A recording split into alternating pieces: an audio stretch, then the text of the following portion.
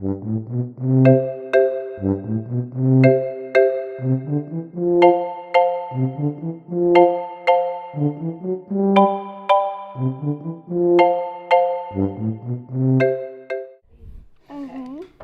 morning. What is your name? Melsa. Melsa. That sounds a lot like Elsa.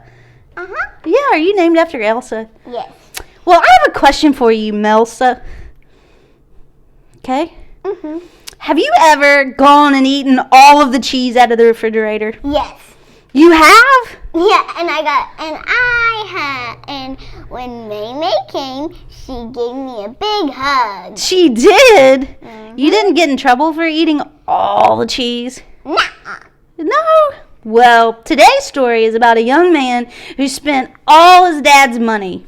Are you ready to listen? Okay, let's listen. Hello, everybody. Good morning. We have a new person joining the video, Mouse. She's like my little pet. Right. Wonder if she's friends with Vicar Andy. I know she is. You know she is? Okay, well, good. Well, nice to have you, Mouse. We're always happy to have a new visitor with us. Okay, first of all, what church season are we still in? Do you remember? Lint. Very good, very good. And what color makes us think of Lent? Purple. Purple. That's right. And I think are we in the fourth? We're in the fourth Sunday of Lent. And today the story is a good one. It's another one of those parables. So it's one of these stories that Jesus told to teach people about things. And this one, as a mama, really made sense to me. It rang true to me. Do you know the title of this story? The problem. It's kind of a hard word. It's called the prodigal son. The prodigal son. And not like the sun in the sky, but the son like Fields is my son. Yeah, like a son, like your son. That's right. Okay, so do you know what prodigal means? You do? I don't know now. Okay, that's okay. It's a big word. It means somebody that spends their money foolishly. Now, have you ever spent your money foolishly? No. Never? We've never bought anything kind of foolish, kind of silly and not important? I don't think so. You don't think so? Remember, you told me something earlier. You said, like, what would be something you could spend your money on foolishly? What did you say? Like a not good smelling candle. Like a candle that doesn't smell good. Yeah. That would be a foolish thing to spend your money on. 100%. All right, so just like we do, and I do in my 3-year-old class, let's look at the picture and think about, okay, look at those people's faces. Like, they all kind of have different faces. He looks what? He looks kind of Happy. He looks kind of happy. What does he look? Kind of Sadder. sad. And he looks kind of what? Grumpy. Oh, Another grump. Yep. Another grump. He looks mad. Very good. So there are going to be lots of emotions in this story. Everybody's going to have a different emotion in this story, okay? Which is sort of such is life, right? Okay. The prodigal son. Jesus spent time with all sorts of people, even people who had done bad things. This made some people mad. Why is Jesus always around people who do bad things? They grumbled. And Jesus heard them, so he told them a story.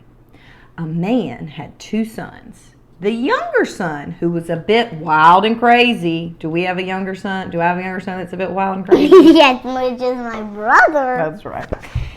Came to his father and he said, Dad, I want to get away from here. I want my money. This made the father, what did the dad feel? Happy? No, look at the dad. He felt Sad. sad. But he split his money and gave his son the part that was his. The younger son packed up his bag and he headed away from home. The son traveled to a faraway country and he spent all his money on fancy parties and food. Soon he had no more money and no place to stay. But lucky for him, he found a man who let him sleep in his barn if the son would feed the pigs. "What am I thinking?" he said to himself as he fed the pigs. "The men who work for my father have more than enough to eat, and here I am starving to death. I'll go home and say to my father, 'Dad, I've made a big mistake. I'm not good enough to be your son, but would you let me work for you?'" So he went home. So right now, he's not feeling as footloose and fancy free. He's feeling what? He's feeling like, oh, I made a mistake, right? And oh, I have to go and apologize to my dad. What is my dad going to say? While he was still far away from his house, his father saw him. His father ran and threw his arms around him. Can you believe that? Even though he spent all his money, he threw his arms around him. He put a ring on his son's finger, shoes on his feet, and ordered a big party to be thrown. The older son saw his father's servants preparing for the party and asked, "Well, what is going on?" "Your brother is home," said a servant, "and your father is having a party." Well, this made the older son feel what? Mad. Angry. "I have always done what's right," he said to his father. "I've worked hard for you, and you've never given me a party. And now my brother came home after he wasted all your money. Why are you throwing him a party?" "My son, you have always been with me, but your brother left and now has come back." And then the people understood. Jesus spent time with those people because even though they had done bad things, they decided to change their lives and live like God wanted. And this made Jesus so happy. Do you like that story? Me too. And it makes me think about, have you ever made a mistake before? That I had to go, "Mary Manning," like that, or Daddy had to go, "Mary Manning." And sometimes Bella would probably get a spanking. No, we have never spanked Bella, actually. But I think that's something you know about, maybe because of television. But we have never spanked Bella. But even if you make a mistake, can you come back to me? You can always come back to me, no matter what. And that story Jesus read is not just about mommies and daddies. That is about who? Grandpas and grannies. Grandpas and Grammys, but also who else? Jesus. God, that's right, Jesus. And So God. even if you make a mistake, God is always going to come back to me. You can come back into my heart if you apologize, right? And repent and think about what you did and think, you know what, that was not how I should have acted. That is not something I should have done. Right? So that is what our art activity is about. All right, are you ready? Let's go get our stuff. My mom's new hand. Okay, so what did the dad, right when he saw the son, did he fuss at him and say, "I can't believe you spent all that money"? What did he do? He hugged him. He opened his arms and he said, "Come to me, I am so excited you're here." And so that is what our activity is about today. It is a reminder that no matter what you do, you can always come back into God's heart. So all we did is, Mary Manning and I both traced our hands. Mine are though bigger than my mom's. And I guess this kind of works too, because you would always welcome me back in your heart and I would welcome you back in mine. And then we just have a strip of paper for both of us. And who are these lovely people? Me and Mommy. That's right, that's right. And then we also have a heart. That's right. And so, to remind us that you're always welcome back in to God's heart, we're putting the heart in the middle. I hope I made this long enough. And what do you hug with? Do you hug with your legs? No. What do you hug with? You Your hug with hands. your hands. That's right. You hug with your hands.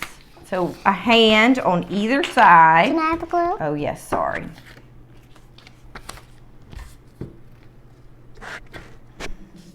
So have you ever made a mistake and you felt bad about it? What kind of a mistake have you made?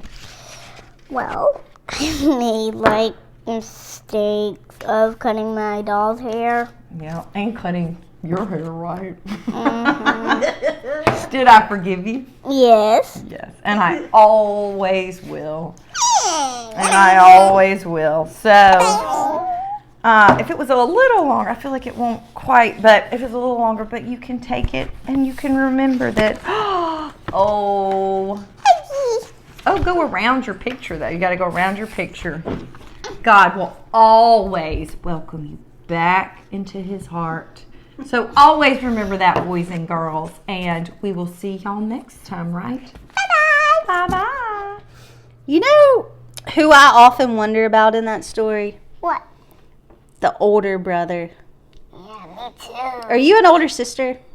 No. Yes, you're not. No, I don't have a sister. Do you have a brother? Yes. Do you ever get mad when your brother gets away with something? Yes. Yes. Well, you know, that's kind of what happened in the story. The older brother did everything right. He was so good. And his younger brother got away with everything. Would that make you angry? Yes. Yes.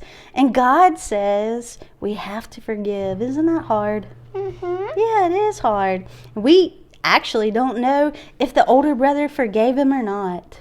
Mm-mm. Yeah, because all of us are always given the choice to forgive each other. And sometimes it's really hard, isn't it? Mm-hmm. This week, I hope you'll think about someone you are having a hard time forgiving and pray about that, okay? Mm-hmm. See you later, Melsa. Bye-bye. Bye. I pop.